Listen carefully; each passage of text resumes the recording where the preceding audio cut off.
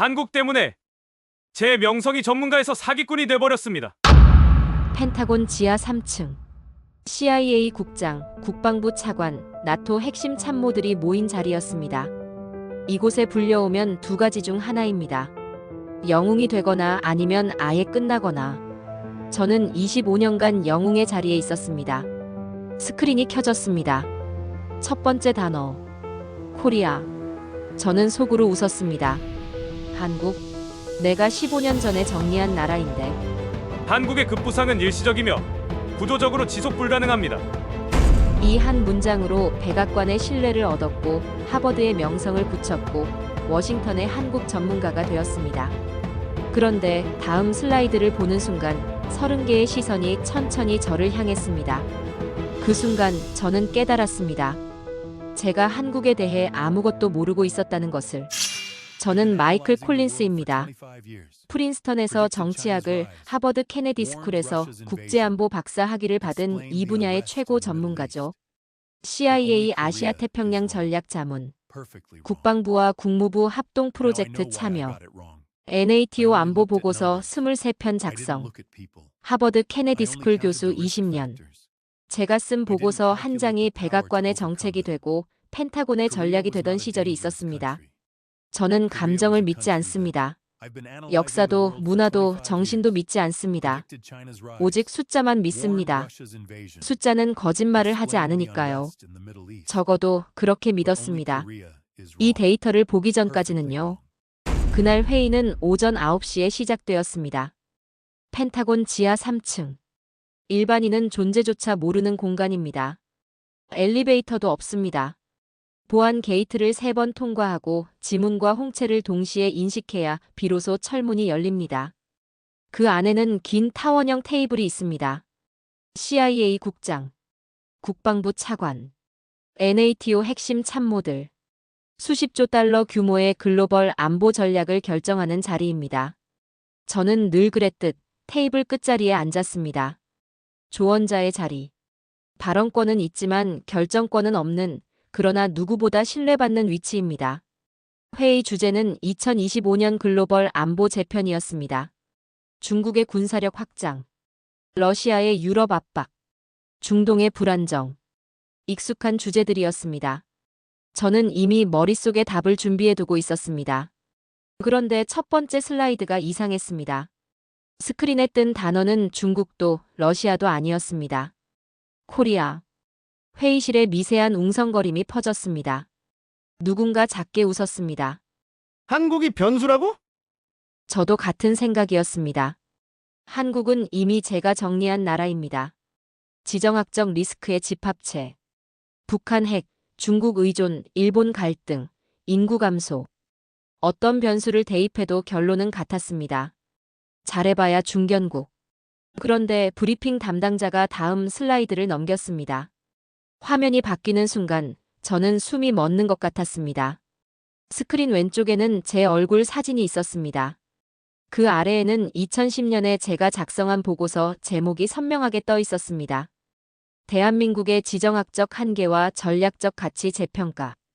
그리고 그 옆에 제가 썼던 문장이 확대되어 있었습니다. 한국의 부상은 일시적이며 구조적으로 지속 불가능하다. 15년 전의 확신이 오늘의 증거물이 되어 돌아온 것입니다. 브리핑 담당자가 레이저 포인터를 움직였습니다. 이것이 2010년 콜린스 교수님의 예측입니다. 다음 슬라이드. 스크린이 둘로 나뉘었습니다. 왼쪽에는 제가 그렸던 하락 곡선. 오른쪽에는 2024년 실제 데이터. 방산 수출 세계 5위. 반도체 글로벌 점유율 21%. NATO 회원국들이 미국 무기 대신 선택한 나라. 두 그래프는 완벽하게 반대 방향이었습니다. 회의실이 조용해졌습니다. 아무도 웃지 않았습니다. 30개의 시선이 천천히 저를 향했습니다. 그 무게가 25년의 커리어보다 무거웠습니다. 저는 변명을 준비했습니다. 당시 데이터로는 합리적인 판단이었습니다. 예측 불가능한 변수가 있었습니다. 하지만 입이 열리지 않았습니다. 변명할수록 더 초라해질 것 같았습니다. 그때 CIA 국장이 입을 열었습니다. 교수님, 저는 고개를 들었습니다. 우리가 지난 15년간 놓친 가장 큰 변수는 한국이었습니다. 그 한마디가 회의실에 울렸습니다. 저는 아무 말도 하지 못했습니다. 할 수 없었습니다. 회의는 3시간 더 계속되었습니다. 하지만 저는 아무것도 듣지 못했습니다. 머릿속에는 단 하나의 질문만 맴돌았습니다. 내가 대체 뭘 놓친 거지? 통계가 틀린 게 아니었습니다. 분석 방법이 잘못된 것도 아니었습니다. 그렇다면 뭐가 문제였을까요? 회의가 끝나고 사람들이 하나둘 자리를 떴습니다. 악수를 청하는 이도 눈을 마주치는 이도 없었습니다. 저는 텅 빈 회의실에 홀로 남았습니다. 스크린은 이미 꺼져 있었지만 제 눈앞에는 여전히 그 문장이 떠 있었습니다. 한국의 부상은 일시적이며 구조적으로 지속 불가능하다. 15년 전 저는 이 문장에 제 모든 것을 걸었습니다. 그리고 오늘 이 문장이 저를 무너뜨렸습니다. 2010년 3월의 어느 날이었습니다. 새벽 5시. 휴대폰이 울렸습니다. 발신자는 비공개. 하지만 저는 누구인지 알고 있었습니다. 콜린스 교수님, 랭리에서 연락드립니다. 랭리. CIA 본부가 있는 곳입니다. 그들이 새벽에 전화한다는 건 단 하나를 의미합니다. 급한 일이 생겼다는 것. 아시아 전략 재검토 작업이 시작됩니다. 한국에 대한 종합평가가 필요합니다. 교수님께 의뢰드려도 될까요? 저는 단번에 수락했습니다. 솔직히 말하면 자신 있었습니다. 당시 저는 이미 아시아 지정학 분야에서 최고의 권위자였습니다. 중국 분석으로 국방부 자문을 맡았고 일본 연구로 국무부 프로젝트에 참여했습니다. NATO 관련 보고서만 23편을 썼습니다. 한국? 어렵지 않을 거라고 생각했습니다. 한 달 후 저는 32개의 변수를 정리했습니다. 북한 핵 위협. 휴전선에서 서울까지 불과 40km. 언제든 전쟁이 터질 수 있는 구조입니다. 중국 경제 의존도. 수출의 25%가 중국행이었습니다. 베이징이 마음먹으면 한국 경제는 흔들릴 수밖에 없습니다. 일본과의 역사 갈등. 외교 비용이 끊임없이 발생합니다. 미국 입장에서는 두 동맹국이 싸우는 꼴이 불편했습니다. 인구 감소. 출산율이 이미 세계 최저 수준으로 떨어지고 있었습니다. 노동력이 줄면 성장도 멈춥니다. 자원 부족. 석유 한 방울 나지 않는 나라. 에너지의 95%를 수입에 의존합니다. 저는 이 변수들을 하나하나 그래프로 만들었습니다. 엑셀 파일만 37개였습니다. 참고 문헌은 124편이었습니다. 모든 데이터가 같은 방향을 가리켰습니다. 하락. 그해 6월 보고서가 완성되었습니다. 제목은 대한민국의 지정학적 한계와 전략적 가치 재평가. 120페이지 분량이었습니다. 핵심 결론은 단 한 문장이었습니다. 한국의 부상은 일시적이며 구조적으로 지속 불가능하다. 저는 이 문장에 제 모든 학문적 권위를 걸었습니다. 단 1%의 의심도 없었습니다. 보고서는 일주일 만에 채택되었습니다. CIA가 먼저 받아들였습니다. 국방부가 뒤따랐습니다. 국무부 아시아 담당 차관보가 직접 전화를 걸어왔습니다. 교수님, 명쾌한 분석이었습니다. 언론도 주목했습니다. 워싱턴 포스트가 제 보고서를 인용했습니다. 뉴욕 타임스가 인터뷰를 요청했습니다. 저는 한국 전문가가 되었습니다. 아이러니하게도 한국을 한 번도 제대로 가보지 않은 채로요. 그해 가을 하버드에서 특강 요청이 왔습니다. 케네디 스쿨 대강당. 300명의 청중. 미래의 외교관들, 정책 입안자들, 국제기구 간부들이 앉아 있었습니다. 저는 2시간 동안 한국을 설명했습니다. 한국은 지정학적 리스크의 집합체입니다. 북한, 중국, 일본이라는 세 개의 압력 사이에 끼어 있습니다. 인구는 줄고 자원은 없고 갈등은 끊이지 않습니다. 결론적으로 한국은 잘해봐야 중견국입니다. 강의가 끝나자 기립박수가 쏟아졌습니다. 학생들이 줄을 서서 질문했습니다. 동료 교수들이 악수를 청했습니다. 그날 밤 저는 호텔방에서 와인을 마시며 생각했습니다. 완벽한 분석이었어. 저는 정말로 그렇게 믿었습니다. 하지만 지금 15년이 지난 이 순간 펜타곤 회의실에서 쫓겨나듯 나온 이 순간, 저는 깨닫기 시작했습니다. 제 분석에는 치명적인 구멍이 있었습니다. 저는 북한의 미사일 숫자는 셌지만 그 위협 앞에서 한국인들이 어떻게 반응하는지는 보지 않았습니다. 저는 중국 의존도 퍼센트는 계산했지만 그 의존에서 벗어나려는 한국 기업들의 움직임은 무시했습니다. 저는 인구 감소 그래프는 그렸지만 줄어드는 인구가 어떻게 더 치열하게 경쟁하는지는 고려하지 않았습니다. 32개의 변수, 120페이지의 보고서, 124편의 참고 문헌. 그 어디에도 사람은 없었습니다. 역사도 없었습니다. 정신은 더더욱 없었습니다. 저는 국가를 분석했지만 민족을 보지 못했습니다. 그게 제 오만이었습니다. 그리고 그 오만의 대가를 저는 오늘 치르기 시작했습니다. 2022년 2월 24일, 러시아가 우크라이나를 침공했습니다. 저는 그날 새벽 CNN 속보를 보며 커피를 마시고 있었습니다. 탱크가 국경을 넘고 미사일이 키이우 하늘을 갈랐습니다. 유럽은 공포에 휩싸였습니다. 하지만 솔직히 말씀드리면 저는 그 순간에도 냉정했습니다. 전쟁은 제 분석 대상이었지 감정의 대상이 아니었으니까요. 저는 즉시 계산을 시작했습니다. 러시아 병력 규모, 우크라이나 저항 가능 기간, NATO의 개입 수준, 미국의 무기 지원 한계. 모든 변수가 머릿속에서 돌아갔습니다. 그런데 3개월쯤 지났을 때 예상치 못한 변수가 등장했습니다.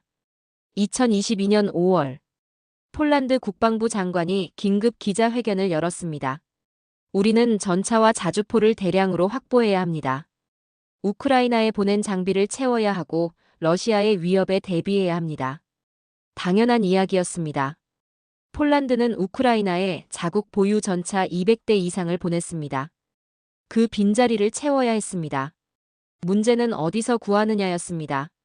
미국, 납기가 2027년 이후였습니다. 독일, 생산 라인이 전쟁 수요를 감당하지 못하고 있었습니다. 프랑스, 가격이 너무 비쌌습니다. 유럽 전체가 무기 부족에 시달리고 있었습니다. 그때 예상치 못한 이름이 떠올랐습니다. 한국. 저는 처음에 코웃음을 쳤습니다. 한국이요? 아시아 끝자락의 분단 국가가 유럽 안보의 해결사가 된다고요? 말이 안 된다고 생각했습니다. 그런데 6월 폴란드가 발표를 했습니다. 대한민국과 방산 협력 계약을 체결합니다. 전차, 자주포, 전투기를 도입합니다. 계약 규모는 140억 달러입니다. 140억 달러. 저는 그 숫자를 보고 의자에서 몸을 일으켰습니다. 이건 폴란드 역사상 최대 규모의 무기 도입 계약이었습니다. 그리고 그 계약 상대가 미국도, 독일도, 프랑스도 아닌 한국이었습니다. 저는 즉시 자료를 찾기 시작했습니다. 왜 한국이었을까? 답은 의외로 단순했습니다. 첫째, 납기. 한국은 6개월 안에 첫 물량을 인도하겠다고 약속했습니다. 미국이 5년 걸린다고 했던 것과 비교하면 파격적이었습니다. 둘째, 가격. 같은 성능의 독일 전차보다 30% 저렴했습니다. 셋째, 검증된 성능. 한국 무기는 이미 중동, 동남아시아에서 실전 검증을 마친 상태였습니다. 논리적으로는 이해가 됐습니다. 하지만 뭔가 개운치 않았습니다. 이게 전부일까? 그해 여름 계약이 연쇄적으로 터졌습니다. 7월 노르웨이가 한국산 자주포 도입을 발표했습니다. 8월 호주가 한국산 장갑차를 선택했습니다. 9월 루마니아가 협상 테이블에 앉았습니다. NATO 회원국들이 줄줄이 한국을 찾았습니다.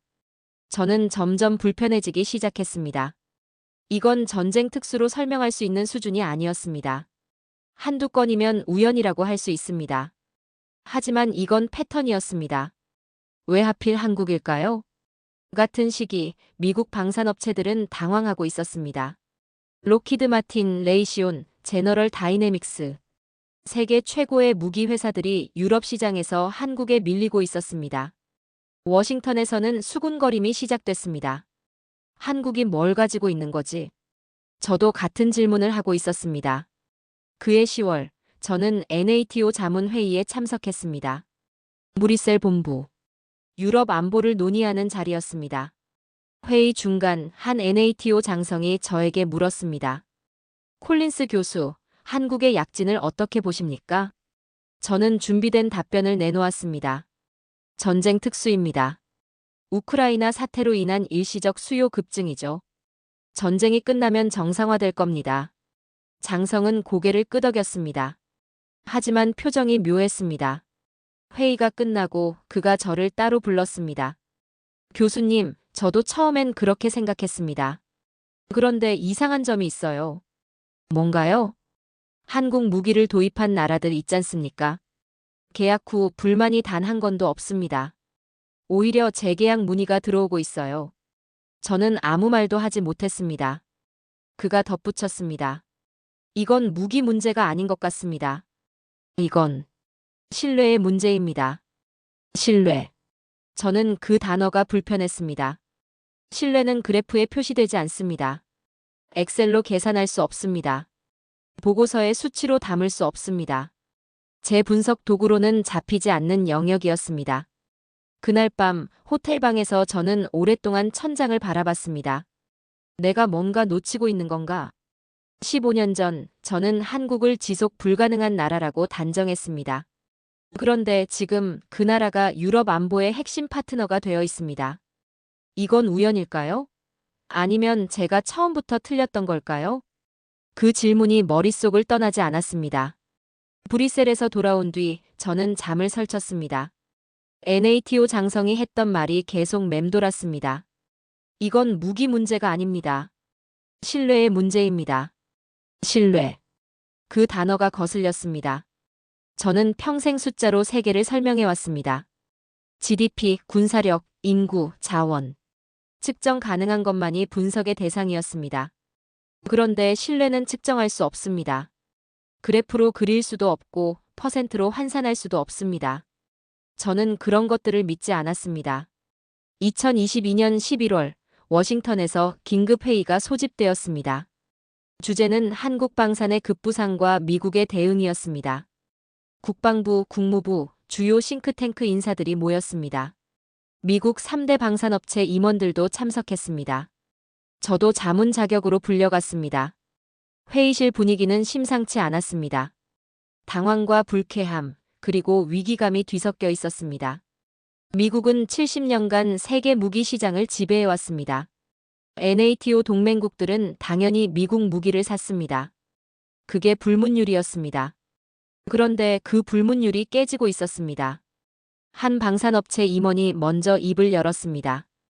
폴란드 거는 납득하기 어렵습니다. 우리가 먼저 제안했습니다. 가격도 협상 가능했습니다. 그런데 왜 한국을 선택한 겁니까? 국방부 관계자가 대답했습니다. 납기 문제였습니다. 폴란드는 지금 당장 무기가 필요했습니다. 우리는 2027년 이후에나 인도 가능하다고 했습니다. 한국은 6개월 안에 첫 물량을 보내겠다고 했습니다. 6개월이요? 임원의 얼굴이 굳어졌습니다. 그게 가능합니까? 한국은 해냈습니다. 약속대로 6개월 만에 첫 전차가 폴란드에 도착했습니다. 회의실이 술렁였습니다. 국무부 분석관이 스크린에 자료를 띄웠습니다. 문제는 폴란드만이 아닙니다. 세계 지도가 나타났습니다.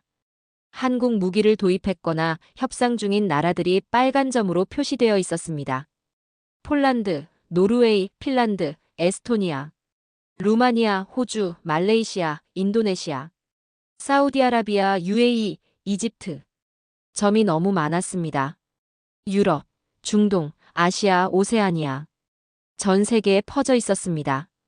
2022년 한 해 동안 한국 방산 수출 계약액입니다. 숫자가 떴습니다. 170억 달러. 회의실이 조용해졌습니다. 전년 대비 3배가 넘는 수치였습니다. 미국 다음으로 많은 금액이었습니다. 한 국방부 관계자가 반박을 시도했습니다. 이건 전쟁 특수입니다. 우크라이나 사태로 인한 일시적 수요 급증이죠. 전쟁이 끝나면 정상화될 겁니다. 저도 고개를 끄덕였습니다. 같은 생각이었으니까요. 그런데 분석관이 고개를 저었습니다. 그렇게 보기엔 이상한 점이 있습니다. 다음 슬라이드가 넘어갔습니다. 한국 무기를 선택한 나라들의 공통된 반응입니다. 화면에 각국 국방 관계자들의 인터뷰가 떴습니다. 폴란드 국방부 장관. 한국은 약속을 지켰습니다. 그것도 완벽하게. 노르웨이군 관계자.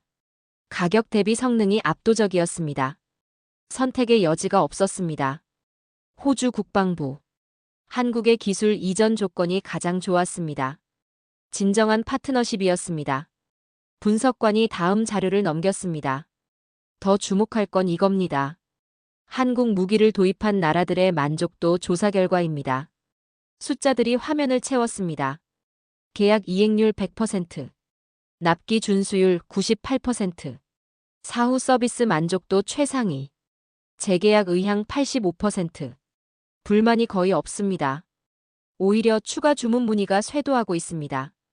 방산업체 임원이 인상을 찌푸렸습니다. 그게 말이 됩니까? 무기 거래에서 불만이 없다니요. 우리도 그 정도 수치는 못 냅니다. 분석관이 담담하게 대답했습니다. 그래서 이상하다는 겁니다. 회의가 잠시 중단되었습니다. 복도에서 커피를 마시는데 한 동료가 다가왔습니다. 마이클, 이거 이상하지 않아? 뭐가? 한국이라는 나라 말이야. 그가 목소리를 낮췄습니다. 숫자로 보면 위험 요소 투성이잖아. 북한 핵, 중국 의존, 인구 감소, 자원 부족. 내가 2010년에 쓴 보고서 그대로야. 그런데 왜 이렇게 잘 나가는 거지? 저는 아무 말도 하지 못했습니다. 나도 처음엔 운이라고 생각했어. 전쟁 특수, 타이밍, 시장 상황. 그런데 운이 이렇게 오래, 이렇게 크게 따라주진 않거든. 그가 저를 똑바로 쳐다봤습니다. 폴란드가 한국을 선택한 진짜 이유가 뭔지 알아? 납기 때문 아니야? 그것도 있지. 하지만 결정적인 건 따로 있어. 그가 말을 이었습니다. 폴란드 국방장관이 비공식 자리에서 한 말이야. 한국 사람들은 눈빛이 달랐다. 반드시 해내겠다는 눈빛이었다.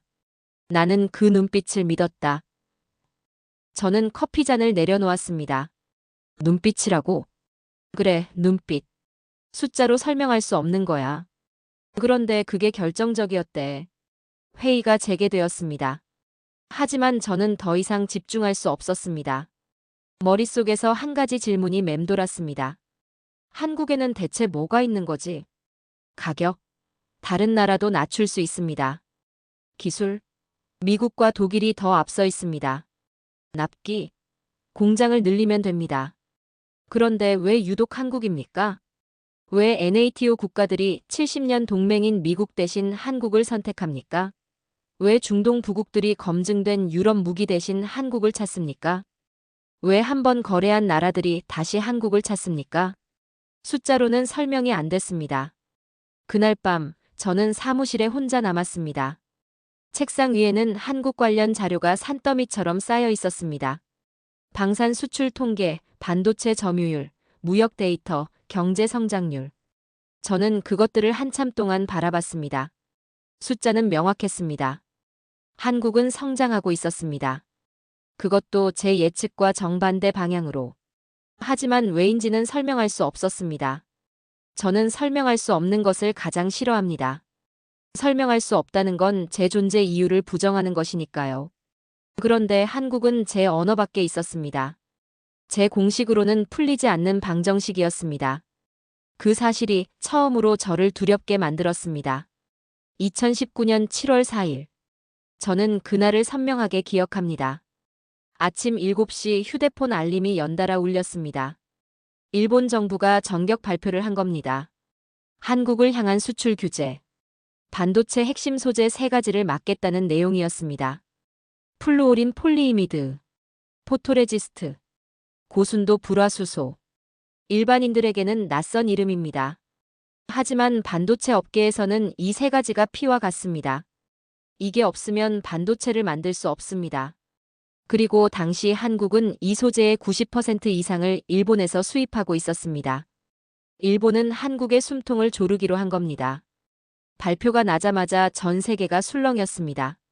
월스트리트 저널, 한국 반도체 치명타 예상, 파이낸셜 타임스, 일본의 경제 보복, 한국 굴복 불가피. 블룸버그. 삼성 SK 생산 중단 카운트다운 시작. 국제금융가는 더 냉정했습니다. 한국 증시가 하루 만에 폭락했습니다. 반도체 관련 주식이 10% 넘게 빠졌습니다. 외국인 투자자들이 썰물처럼 빠져나갔습니다. 일본 언론은 축제 분위기였습니다. 한국 3개월 버티기 힘들 것, 반도체 왕국의 몰락이 시작됐다. 결국 무릎 꿇게 될 것.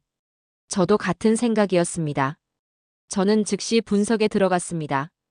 재고 현황, 대체 공급선, 국산화 가능성. 모든 변수를 계산했습니다. 결론은 명확했습니다. 3개월이면 재고가 바닥납니다. 6개월이면 생산에 심각한 차질이 생깁니다. 1년 안에 한국 반도체는 글로벌 시장 점유율을 상당 부분 잃게 됩니다. 국산화요? 불가능합니다.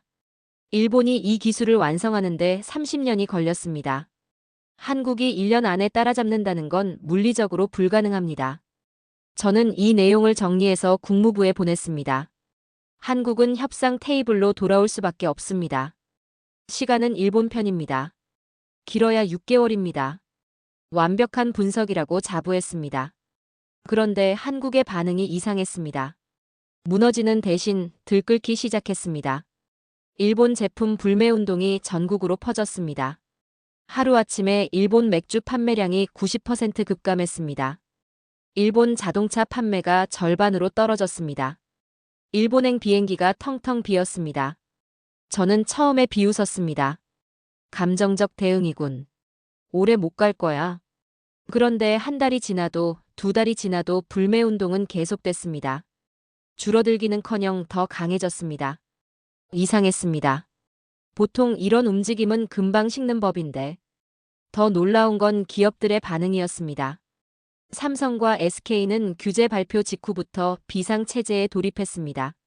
전 세계에서 대체 공급선을 찾았습니다. 동시에 국내 중소기업들과 손을 잡았습니다. 정부도 발 빠르게 움직였습니다. 소재 국산화에 수천억 원을 긴급 투입했습니다. 인허가 절차를 대폭 단축했습니다. 규제를 풀어 기업들이 마음껏 뛰어들 수 있게 했습니다. 그리고 믿을 수 없는 일이 벌어지기 시작했습니다. 3개월 만에 첫 번째 국산 대체품이 나왔습니다. 6개월 만에 생산 라인 투입이 시작됐습니다. 1년 만에 핵심 소재 국산화율이 급등했습니다. 일본이 30년 걸려 만든 기술을 한국은 1년 만에 따라잡아 버린 겁니다. 저는 믿을 수 없었습니다. 어떻게 이게 가능합니까?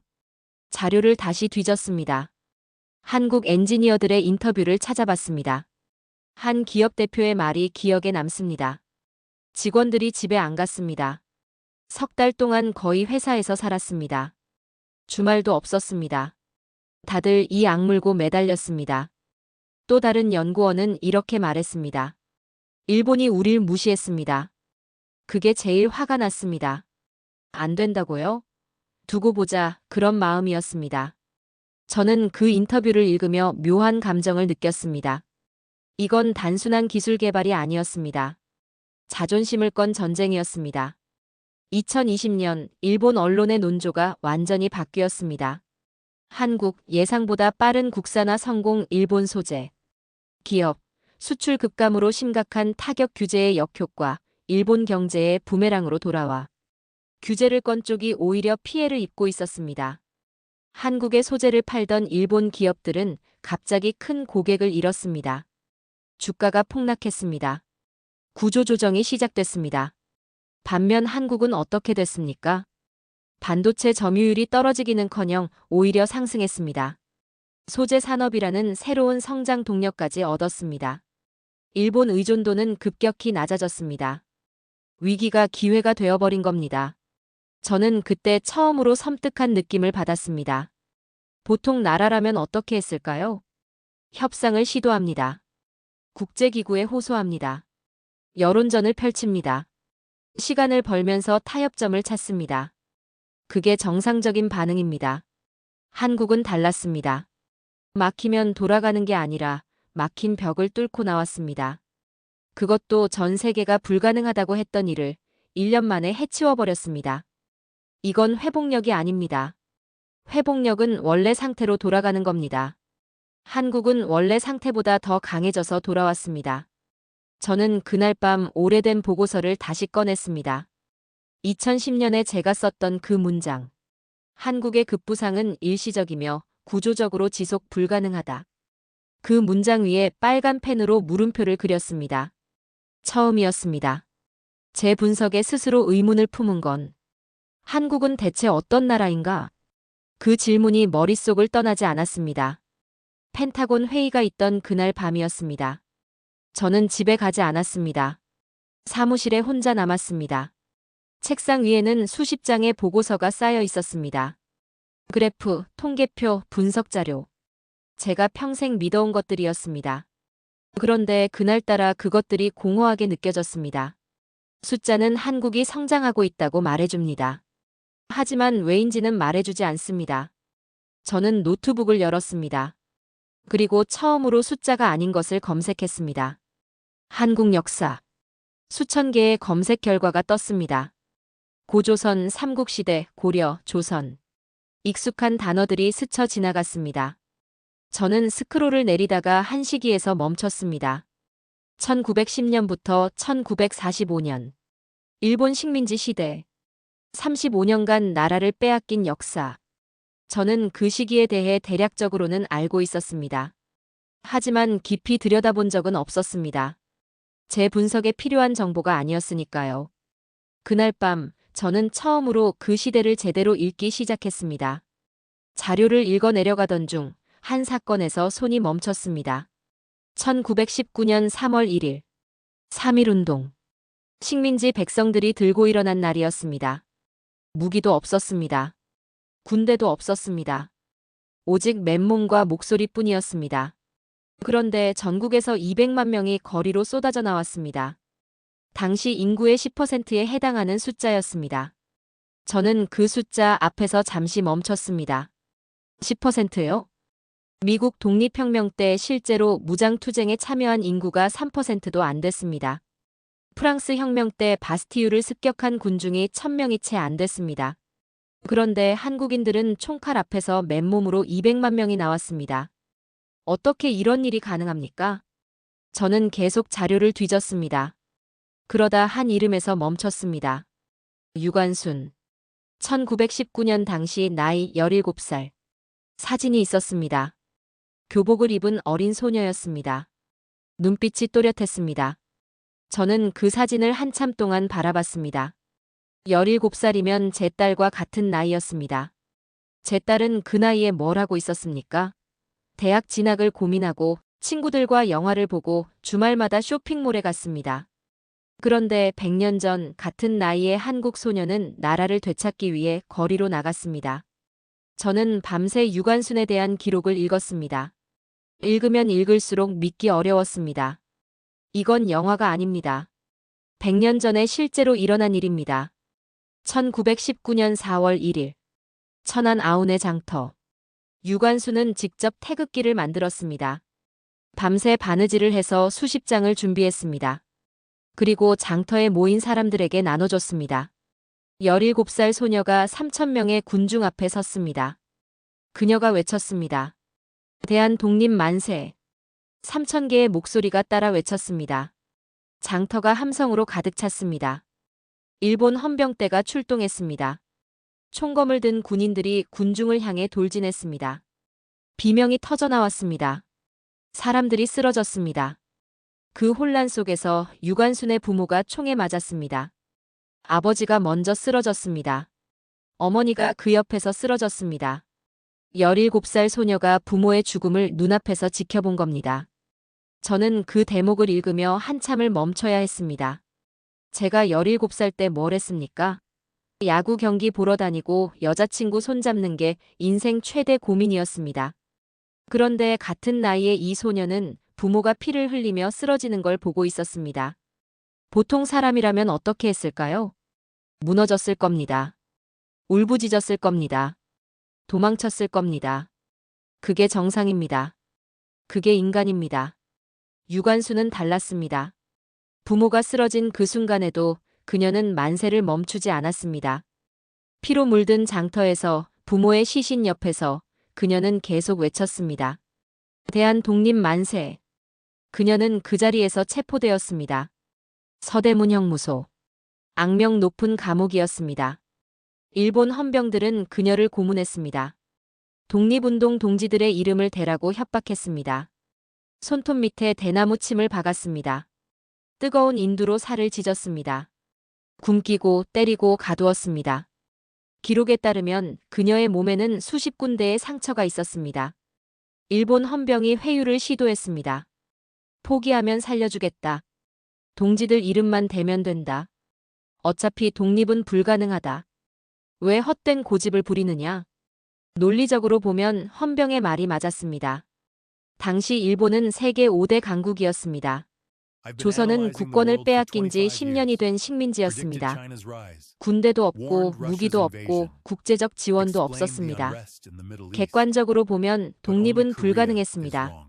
그런데 유관수는 이렇게 대답했습니다. 나라를 되찾는 일에 어찌 포기가 있느냐? 저는 그 문장 앞에서 한참을 멈춰야 했습니다. 이건 단순한 용기가 아니었습니다. 용기는 두려움을 이기는 겁니다. 이건 각오였습니다. 처음부터 포기라는 선택지 자체가 없었던 겁니다. 17살 소녀에게 항복은 존재하지 않는 단어였습니다. 유관수는 감옥에서도 멈추지 않았습니다. 1920년 3월 1일, 3.1운동 1주년이 되는 날, 그녀는 감옥 안에서 만세운동을 주도했습니다. 수감된 동지들과 함께 대한 독립 만세를 외쳤습니다. 감옥 안에서요. 쇠창살 뒤에서요. 언제 죽을지 모르는 상황에서요. 일본은 분노했습니다. 그녀에게 더 가혹한 고문을 가했습니다. 1920년 9월 28일, 유관수는 감옥에서 숨을 거두었습니다. 18살이었습니다. 사인은 고문으로 인한 사망이었습니다. 새벽 3시가 넘어가고 있었습니다. 저는 모니터 앞에서 한참을 움직이지 못했습니다. 머릿속에서 질문이 맴돌았습니다. 이 소녀는 대체 무엇을 믿었던 걸까? 무엇이 그녀를 이렇게 만들었을까? 그리고 더 큰 질문이 떠올랐습니다. 이 정신이 지금도 살아있는 걸까? 저는 그 기록을 읽고 나서 오랫동안 아무것도 할 수 없었습니다. 모니터 불빛만 얼굴을 비추고 있었습니다. 저는 25년간 국가를 분석해왔습니다. GDP, 군사력, 인구, 자원. 측정 가능한 것들만 봤습니다. 그런데 그 어떤 그래프에도 이런 정신은 담겨 있지 않았습니다. 저는 그제야 깨달았습니다. 제가 놓친 변수가 뭔지. 숫자가 아니었습니다. 기술이 아니었습니다. 자원이 아니었습니다. 정신이었습니다. 100년 전 17살 소녀가 보여준 그 정신. 포기를 모르는 정신. 꺾이지 않는 정신. 그게 한국이라는 나라의 진짜 변수였습니다. 그리고 저는 그걸 완전히 놓치고 있었습니다. 저는 그날 밤 이후로 한국을 다시 보기 시작했습니다. 숫자가 아니라 역사를. 통계가 아니라 사람을. 그리고 마침내 이해했습니다. 왜 한국이 무너지지 않았는지. 1919년 3.1운동. 200만 명이 거리로 나왔습니다. 인구의 10%였습니다. 총칼 앞에서 맨몸으로 나왔습니다. 7,500명이 죽었습니다. 1만 6천 명이 다쳤습니다. 4만 7천 명이 감옥에 갇혔습니다. 그런데 그들은 멈추지 않았습니다. 임시정부를 세웠습니다. 독립운동을 전 세계로 퍼뜨렸습니다. 26년을 더 싸웠습니다. 그리고 1945년 마침내 나라를 되찾았습니다. 1950년 한국전쟁. 전 국토가 폐허가 되었습니다. 수백만 명이 죽었습니다. 1인당 국민소득이 67달러였습니다. 세계 최빈국이었습니다. 국제사회는 단언했습니다. 한국의 재건은 불가능하다. 원조 없이는 생존할 수 없다. 그런데 한국인들은 멈추지 않았습니다. 맨손으로 공장을 세웠습니다. 밤낮 없이 일했습니다. 자녀 교육을 위해 모든 것을 바쳤습니다. 30년 만에 세계 10위권 경제대국이 되었습니다. 1997년 외환위기. 나라가 부도 직전까지 갔습니다. IMF가 들어왔습니다. 기업들이 쓰러졌습니다. 수백만 명이 일자리를 잃었습니다. 세계는 또 단언했습니다. 한국 경제는 끝났다. 회복에 최소 10년은 걸릴 것이다. 그런데 한국인들은 멈추지 않았습니다. 금 모으기 운동이 시작되었습니다. 350만 명이 참여했습니다. 결혼 반지를, 돌반지를, 금목걸이를 나라에 바쳤습니다. 3년 만에 IMF 빚을 전액 상환했습니다. 세계 금융 역사상 전무후무한 기록이었습니다. 2019년 일본 수출 규제. 반도체 핵심 소재를 막았습니다. 세계는 또 단언했습니다. 한국 반도체는 끝났다. 그런데 한국인들은 멈추지 않았습니다. 1년 만에 국산화에 성공했습니다. 일본이 30년 걸린 기술을 1년 만에 해냈습니다. 저는 이제 압니다. 이건 우연이 아니었습니다. 행운도 아니었습니다. 기적은 더더욱 아니었습니다. 이건 100년간 이어져 온 정신이었습니다. 유관순이 고문실에서 외쳤던 그 정신. 나라를 되찾는 일에 어찌 포기가 있느냐. 그 정신이 사라지지 않았습니다. 폐허 위에서 공장을 세운 노동자들 속에 있었습니다. 금반지를 벗어 나라에 바친 어머니들 속에 있었습니다. 밤새 실험실에서 버틴 엔지니어들 속에 있었습니다. 100년 전의 만세 소리가 반도체가 되었고 방산이 되었고 세계가 신뢰하는 나라가 되었습니다. 저는 25년간 세계를 분석해왔습니다. 중국의 부상을 예측했습니다. 러시아의 침략을 경고했습니다. 중동의 불안을 설명했습니다. 하지만 한국만은 틀렸습니다. 완벽하게 틀렸습니다. 왜 틀렸는지 이제 압니다. 저는 숫자만 봤습니다. 사람을 보지 않았습니다. 저는 위험 요소만 셌습니다. 그 위험을 이겨내는 힘은 계산하지 않았습니다. 한국은 위험한 나라가 아니었습니다. 한국은 위기를 연료로 쓰는 나라였습니다. 막히면 돌아가는 게 아니라 뚫고 나가는 나라. 쓰러지면 주저앉는 게 아니라 더 강하게 일어서는 나라. 포기라는 단어를 모르는 나라. 그게 한국이었습니다. 펜타곤 회의실에서 CIA 국장이 물었습니다. 우리가 놓친 가장 큰 변수가 뭐였을까요? 이제 저는 대답할 수 있습니다. 그건 정신이었습니다. 100년 전 17살 소녀가 죽음 앞에서 보여준 그 정신. 그리고 그 정신을 100년간 이어온 민족. 그게 제가 놓친 변수였습니다. 그리고 그건 어떤 그래프로도 담을 수 없는 것이었습니다. 저는 이 이야기를 세상에 알리기로 했습니다. 제가 틀렸다는 것을. 그리고 왜 틀렸는지를. 한국은 기적이 아닙니다. 한국은 역사가 증명한 필연입니다. 오늘도 사연 끝까지 봐주셔서 감사합니다. 구독과 좋아요는 영상 제작에 아주 큰 힘이 됩니다. 앞으로도 소중한 사연으로 찾아뵙겠습니다. 지금까지 감동 한국 다큐 나이였습니다.